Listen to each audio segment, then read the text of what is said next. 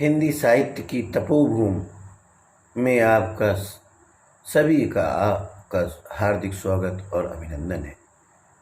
हिंदी साहित्य की तपोभूमि में आप सभी का हार्दिक स्वागत और अभिनंदन है।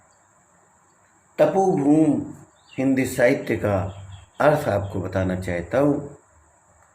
उत्तर प्रदेश में देखेंगे, चाहे वो सूरसागर की रचना हो, सूरदास जी ने की है। अष्टछाप कवियों की बात करें तो वृंदावन मथुरा के आसपास की बात है। कृष्णोपासक की बात करें तो रसखान कवि उत्तर प्रदेश। आगे ब्रज भाषा में जितना साहित्य लिखा गया उसमें गोस्वामी तुलसीदास जी का योगदान अद्वितीय है। कवितावली गोस्वामी तुलसीदास जी ने ब्रज भाषा में लिखी है। और आगे की बात करें तो महाभारत के रचनाकार उत्तर प्रदेश से। और बात करें रामचरितमानस की रचना गोस्वामी तुलसीदास जी ने की, जो पूरे विश्व में प्रसिद्ध है। आगे बात करें रामायण की रचना वाल्मीकि जी ने उत्तर प्रदेश की। हिंदी भाषा का स्रोत संस्कृत भाषा है। महाकवि कालिदास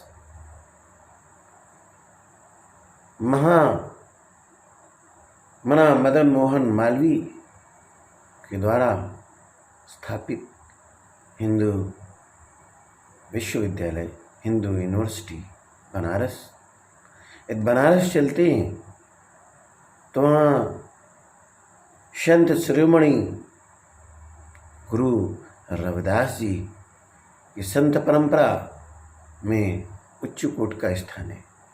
और उन्हीं के समकालीन Sant Shiromani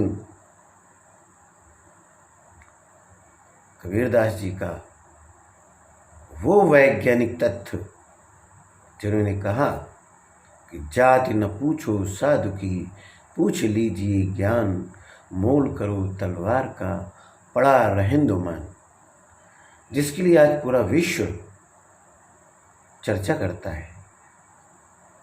There is no caste, there is no religion above than humanity. Sant Shiromani Kabirdas ji के भजन, संत शिरोमणि कबीरदास जी की फिलॉसफी आज भी उतनी प्रासंगिक है जितनी आज से 700 साल पहले प्रासंगिक थी। इनके पद गुरु ग्रंथ साहिब में भी संकलित है। संत शिरोमणि रविदास जी, और रविदास जी को गुरु मानने वाली महाकवित्री मीराबाई को कौन भूल सकता है, जो राजस्थान की, जिन्होंने अनेक पदों की रचना की, कृष्णोपासक थी। मेरु तो गिरधर गोपाल दूसरों न कोई। पुनः बनारस में चलती हिंदी साहित्य की कथा सम्राट, कहानी सम्राट, उपन्यास सम्राट मुंशी प्रेमचंद को कौन भूल सकता है। छायावाद साहित्य की, छायावाद काव्य की 4 स्तंभ महादेवी वर्मा, सूर्यकांत त्रिपाठी निराला, सुमित्रा नंदन पंत और जयशंकर प्रसाद जी उत्तर प्रदेश के। और जयशंकर प्रसाद जी साहित्यिक विधा में, नाट्य शास्त्र में अद्वितीय। कामायनी उनकी उच्च कोटि की रचना। तो आप देख सकते हैं मुंशी प्रेमचंद जयशंकर प्रसाद जी,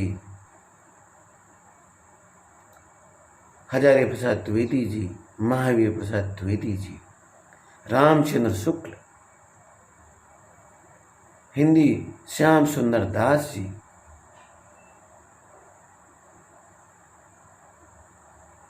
अनेक साहित्यकार हुए। और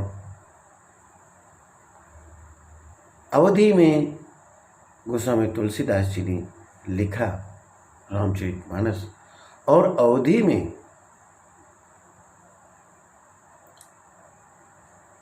मलिक मोहम्मद जायसी जी ने भी पद्मावत लिखा। नागवती वियोग वर्णन आज भी बहुत प्रसिद्ध है। उत्तर प्रदेश के जायस रेलवे स्टेशन है। लखनऊ से जब आप गोरखपुर की तरफ चलेंगे तो जायस रेलवे स्टेशन, वहाँ के मलिक मोहम्मद जायसी जी बहुत प्रसिद्ध है। तो हिंदी साहित्य की जब गद्य की बात करें तो अमीर खुसरो जी, उत्तर प्रदेश के मेरठ के रहने वाले। तो हिंदी की शुरुआत करेंगे तो कहेंगे रानी केतकी की कहानी, लल्लू लाल, सदल मिश्र, इंशाअल्लाह खां, कैसे भूल सकते।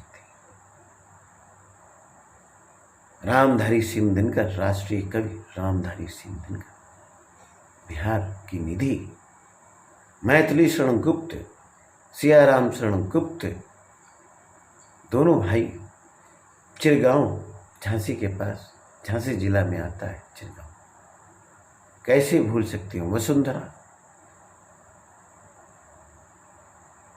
पंचवटी खंड का कैसे भूल सकती। हिंदी साहित्य के क्षेत्र में विभिन्न प्रदेशों का योगदान है, पूरे भारत का योगदान है। सबसे बड़ा योगदान देखा जाए, चाहे कृष्णोपासक रहे हों तो सूरदास जी,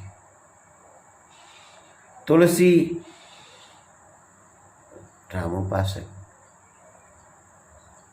कबीर निर्गुण ब्रह्म की उपासना। तो इस तरह देख सकते हैं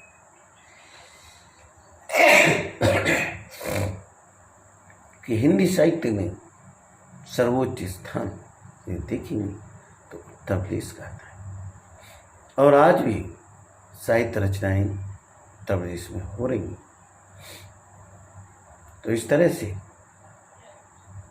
एक पद सुनाता हूं, चलिए।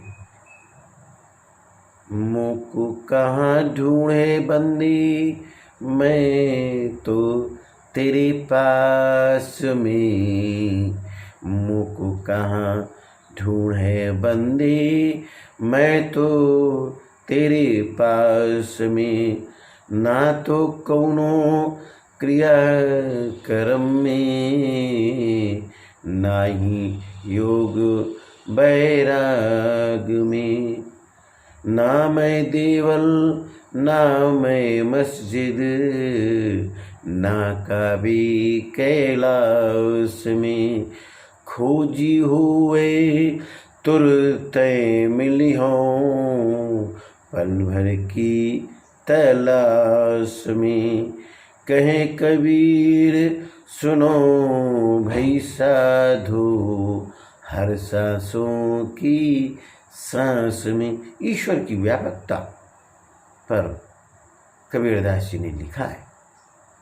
क्या सुंदर सा भजन है। तो इसी के साथ मैं डॉक्टर संतोषीलाल कमल साहित्यिक चर्चा में आप सभी का हार्दिक अभिनंदन है और स्वागत है। आपने हमें बहुत मौका दिया, इसके लिए आपको कोट कोट धन्यवाद, बहुत बहुत धन्यवाद। जय हिंद, जय भारत।